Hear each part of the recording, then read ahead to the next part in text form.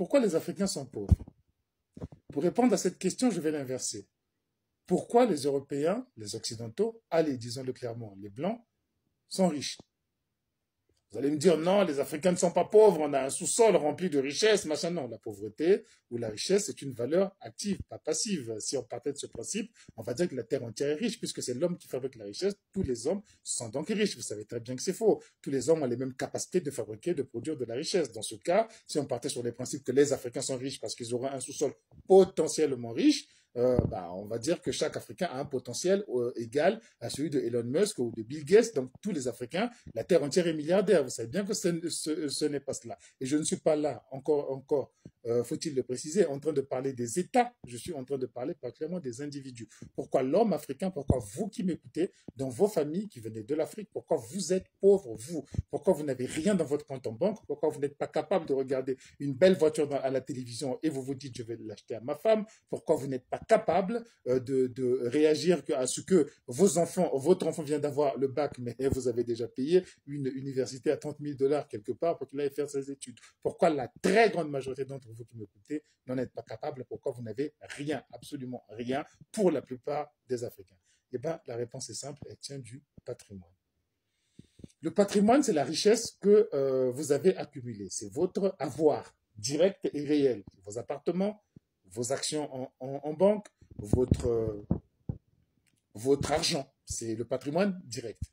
Beaucoup d'Africains arrivent en Europe et se retrouvent souvent avec des collègues à l'université qui sont logés dans des appartements payés par leurs parents, achetés. Moi, j'avais une collègue qui me disait il y a 2 jours, ah oui, oui, non, non, non, moi, il y a ma fille qui commence cette année, chercher les appartements, on vous demande tellement de papiers, c'est pas la peine, j'ai préféré acheter. Il y a très peu d'Africains qui en sont capables. Pourquoi? Parce qu'ils ont un patrimoine. Et le patrimoine s'est accumulé d'une génération à l'autre.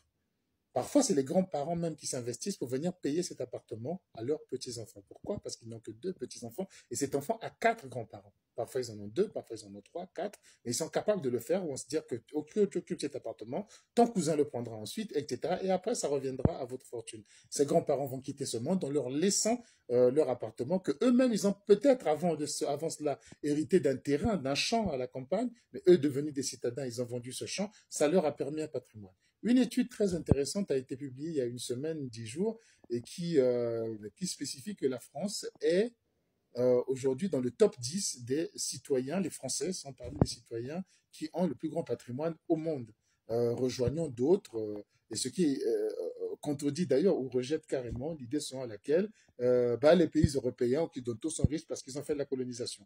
Déjà, il n'y a aucune étude là-dessus sur l'enrichissement de la colonisation, premièrement. Et puis, on peut constater très bien qu'il y a des pays qui n'ont pas fait de colonisation, qui n'ont pas eu de pays à coloniser, mais qui, au moment même de la colonisation, avaient un niveau de vie, un PIB bien plus élevé que des pays qui étaient en train de coloniser. C'est le cas du Canada, c'est le cas de la Suède, c'est le cas, on peut en citer beaucoup, de la Suisse, qui avait un niveau de vie croissant, sans cesse croissant, beaucoup plus important que des pays qui avaient des colonies en leur gestion, tels que la Grande-Bretagne, tels que la France ou tels que le Portugal.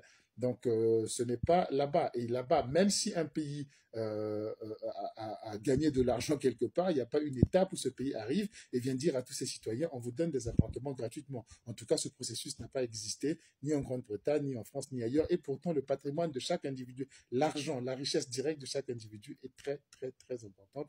Et c'est de ça qu'ils usent aujourd'hui. C'est ce qui leur permet de faire que déjà les parents peuvent supporter les études. Et une fois que les études sont terminées, vous commencez votre vie avec un avantage, avec un pied en avant, parce que vous êtes susceptible d'hériter de vos grands-parents, par exemple.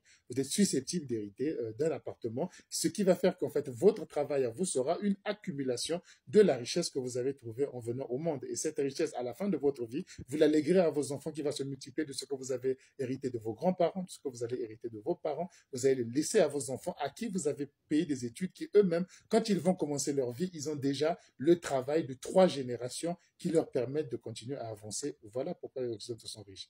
En Afrique, nous partons avec le processus exactement inverse. Nous commençons la vie pauvre.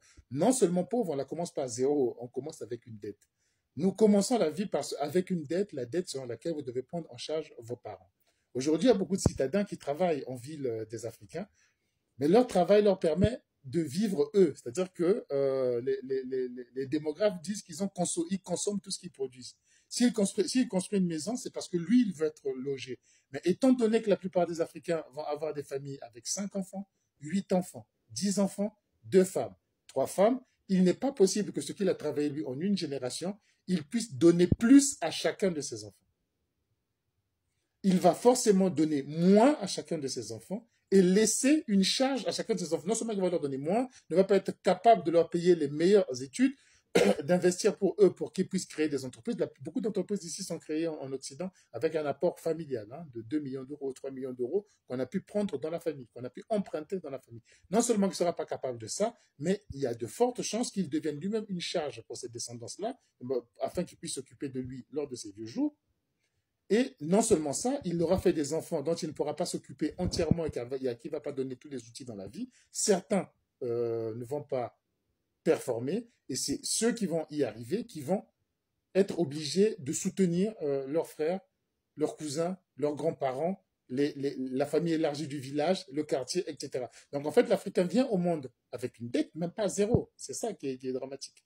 Même pas à zéro, mais avec une dette dans la vie qu'il va rembourser durant toute sa vie et ne peut rien laisser à ses enfants, sinon qu'une autre dette s'il prend le même comportement que celui de ses parents, de ses grands-parents. On voit sur les réseaux sociaux cette culture de la promotion de la famille nombreuse, de la promotion de la polygamie au nom de ces notre culture. C'est très bien, mais parce qu'on peut aussi dire que la misère est notre culture, arrêtons de nous plaindre, donc tout va bien.